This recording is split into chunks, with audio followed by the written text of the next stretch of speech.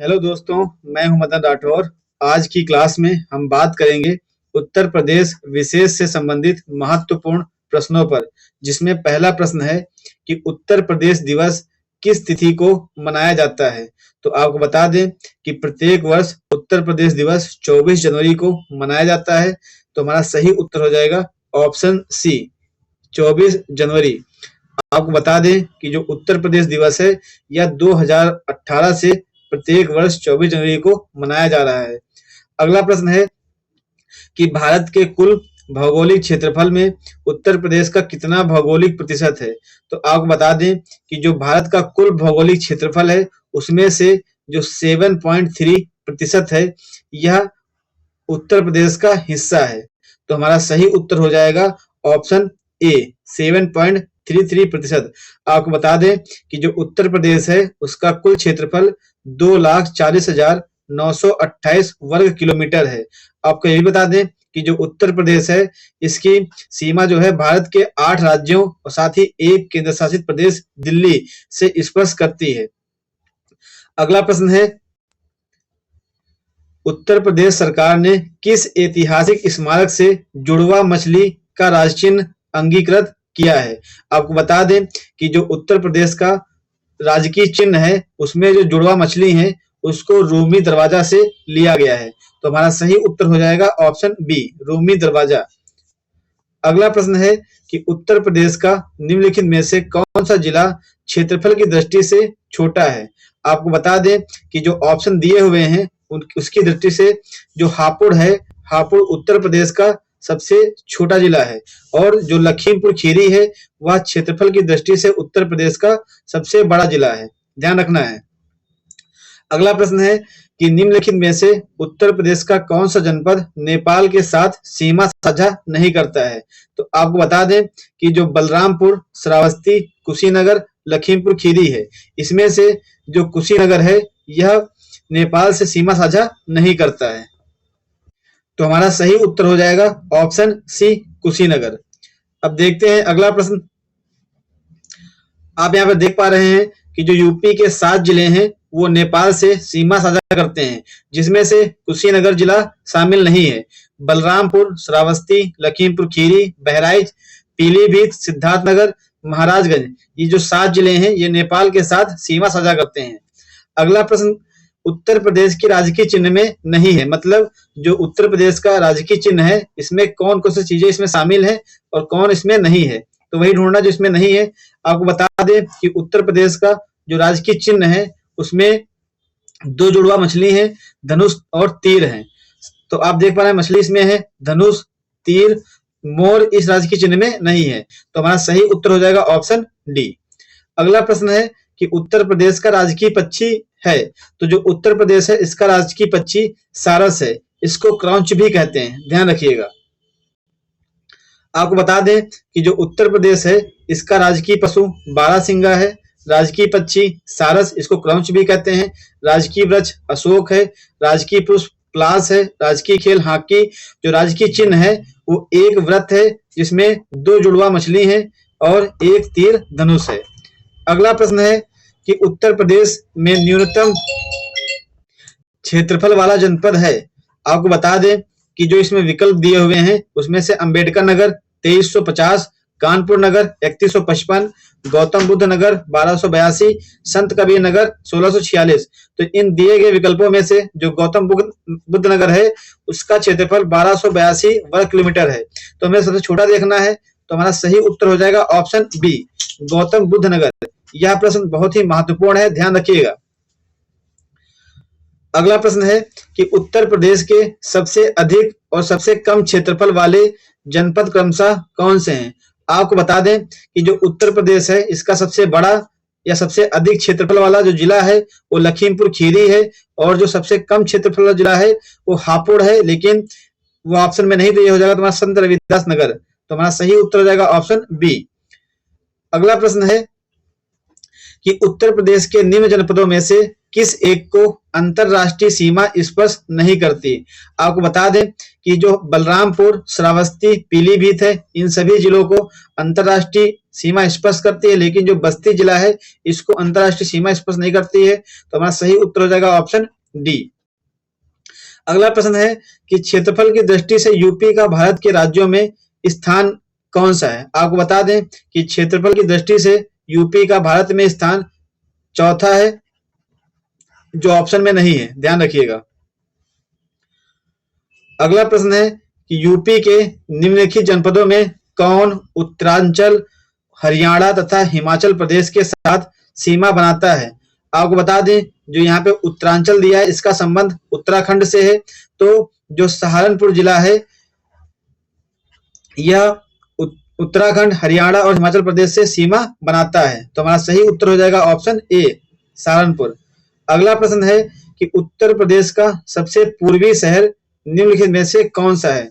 आपको बता दें कि जो उत्तर प्रदेश है तो इसका जो सबसे पूर्वी जिला है वो पूर्वी जिला बलिया है, और जो इसका सबसे पश्चिमी जिला है वो शामली है, ध्यान रखिएगा। तो हमारा सही उत्तर हो जाएगा ऑप्शन ए, बलिया। अगला प्रश्न है कि निम्नलिखित जिलों का भौगोलिक क्षेत्रफल की दृष्टि से सही आरोही अनुक्रम है। आपको बता दें कि अभी जो हमने इससे पहले क्वेश्चन डिस्कस किया था कि न्यूनतम क्षेत्रफल वाला, जिसमें गौतम बुद्ध का हमने बताया था कि 1282 वर्ग किलोमीटर है, आप सभी को ध्यान में रखना है। और ये सबके क्षेत्रफल दिए हैं, जिसके आधार पर जो सबसे अधिक क्षेत्रफल वाला जिला है वो सोनभद्र है, और उससे कम मिर्जापुर, उससे कम बाराबंकी, उससे कम गौतम बुद्ध का। हमें दिखाना है आरोही क्रम, मतलब बढ़ते क्रम में, छोटे से अधिक क्रम में हमें प्रदर्शित करना है। तो हमारा सही उत्तर हो जाएगा ऑप्शन सी। अगला प्रश्न है कि सोनभद्र जिले को स्पर्श करती है। आपको बता दें कि जो यूपी का जो मैप है यहाँ पर सोनभद्र है, तो यहाँ सोनभद्र मध्य प्रदेश से, इधर बिहार से, झारखंड से, छत्तीसगढ़ से, तो कुल 4 राज्यों की सीमाओं से यूपी की जो सोनभद्र है इसकी सीमा टच करती है। तो हमारा सही उत्तर हो जाएगा ऑप्शन सी। अगला प्रश्न है कि उत्तर प्रदेश का कौन सा जनपद 4 राज्यों की सीमा से लगा हुआ है। तो बिल्कुल सेम क्वेश्चन है, तो हमारा सही उत्तर हो जाएगा ऑप्शन ए, सोनभद्र। अगला प्रश्न है कि नोएडा उत्तर प्रदेश के किस जिले में अवस्थित है। तो आपको बता दें कि जो नोएडा है इसे New Okhla Industrial Development Authority Uttar Pradesh के गौतम बुद्ध नगर जिले में स्थित है। तो हमारा सही उत्तर हो जाएगा ऑप्शन ए। जो ये लिखा है कि new Okhla Industrial Development authority, ये नोएडा का फुल फॉर्म है, ध्यान रखिएगा, जो कि यूपी के गौतम बुद्ध नगर जिले में स्थित है, ध्यान रखिएगा। साथ ही यह जो एनसीआर रीजन है, राष्ट्रीय राजधानी क्षेत्र, इसमें भी स्थित है। अगला प्रश्न है कि उत्तर प्रदेश के निम्नलिखित जनपदों में से कौन क्षेत्रफल की दृष्टि से सबसे छोटा है। हमने अभी बात की थी कि जो गौतम बुद्ध नगर था, इसका क्षेत्रफल 1282 वर्ग किलोमीटर था, लेकिन यहाँ पर यह ऑप्शन में नहीं है। जो ऑप्शन में दिए हैं जिसमें से वाराणसी है, इसका क्षेत्रफल है 1535 वर्ग किलोमीटर। तो हमारा सही उत्तर हो जाएगा ऑप्शन ए, वाराणसी दिए गए विकल्पों में सबसे न्यूनतम क्षेत्रफल वाला जिला है। अगला प्रश्न है कि उत्तर प्रदेश के निम्नलिखित जिलों का उत्तर से दक्षिण सही अनुक्रम क्या है। तो आपको बता दें कि जो ये जिले दिए हुए हैं, ये यूपी में जो सिद्धार्थ नगर है यह सबसे उत्तर में है, उसके नीचे संत कबीर नगर, उसके नीचे अंबेडकर नगर, और फिर इसके बाद संत रविदास नगर। ये उत्तर से दक्षिण का सही क्रम है। तो आप देख पा रहे हैं हमारा सही उत्तर हो जाएगा ऑप्शन बी, सिद्धार्थ नगर। अगर मैप में देखेंगे तो इसका अगर मैप बनाएंगे यूपी का तो बनेगा, तो यहाँ पे सिद्धार्थ नगर, फिर यहाँ पे संत कबीर नगर, फिर अंबेडकर नगर, उसके बाद संत रविदास नगर। तो ये उत्तर से दक्षिण की ओर एक क्रम है, ध्यान रखिएगा। अगला प्रश्न है कि उत्तर प्रदेश राज्य का कौन सा जिला नेपाल के साथ अपनी सीमा साझा नहीं करता। अभी हमने डिस्कस किया था कि जो उत्तर प्रदेश के जिले हैं, 7 जिले ऐसे हैं जो नेपाल के साथ सीमा साझा करते हैं, जिसमें से आपको बता दें कि जो पीलीभीत है, श्रावस्ती है, महाराजगंज है। ये तीनों जिले इससे सीमा साझा करते हैं, जबकि सीतापुर जो है इससे सीमा साझा नहीं करता है, ध्यान रखिएगा। जो 7 जिले हैं आपको बता दें कि सिद्धार्थनगर हो जाएगा, सिद्धार्थनगर, बलरामपुर, श्रावस्ती, महाराजगंज, बहराइच, लखीमपुर, पीलीभीत, ये 7 जिले हैं जो नेपाल के साथ अपनी सीमा साझा करते हैं। अगला प्रश्न है कि उत्तर प्रदेश की सीमा रेखा भारत के कितने राज्यों से मिलती है? तो आपको बता दें कि जो उत्तर प्रदेश है वह भारत के 8 राज्यों के साथ ही एक यूटीज की, इस क्वेश्चन में बात किया गया है कितने राज्य, तो जो यूपी की सीमा है वह भारत के 8 राज्यों से जुड़ी हुई है। तो हमारा सही उत्तर हो जाएगा ऑप्शन सी। जो 8 राज्य हैं देख लीजिए, उत्तराखंड हो गया, हिमाचल प्रदेश, हरियाणा, राजस्थान, मध्य प्रदेश, छत्तीसगढ़, बिहार और झारखंड। ध्यान रखिएगा, अगर पूछता कि राज्यों के साथ यूटीज को कंसीडर करते तो इसका उत्तर ऑप्शन डी होता, लेकिन केवल राज्य पूछ रहा है तो इसका उत्तर होगा ऑप्शन सी। अगला प्रश्न है कि निम्नलिखित राज्यों में से किससे उत्तर प्रदेश की सीमा नहीं लगती है? तो आपको बता दें कि जो उत्तर प्रदेश है, तो उत्तर प्रदेश यहां पर इधर यहाँ पे हरियाणा है, यहाँ पे राजस्थान है और पंजाब से इसकी सीमा टच नहीं करती है। तो हमारा सही उत्तर हो जाएगा ऑप्शन बी, पंजाब से सीमा टच नहीं करती है। अगला प्रश्न है कि उत्तर प्रदेश में सबसे कम क्षेत्रफल वाला जनपद कौन सा है? अब देखो क्वेश्चन रिपीट हुआ है, ये क्वेश्चन दिए हैं जिसमें से जो गौतम बुद्ध नगर है इसका क्षेत्रफल 1442 है और इससे भी छोटा है 1015 संत रविदास नगर, जिसको भदोही भी कहते हैं।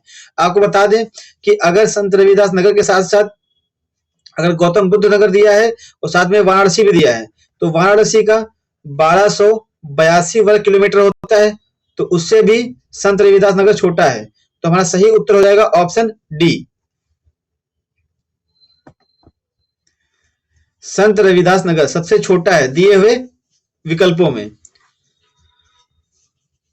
अगला प्रश्न देखते हैं, उत्तर प्रदेश राज्य का भारत में क्षेत्रफल की दृष्टि से कौन सा स्थान है?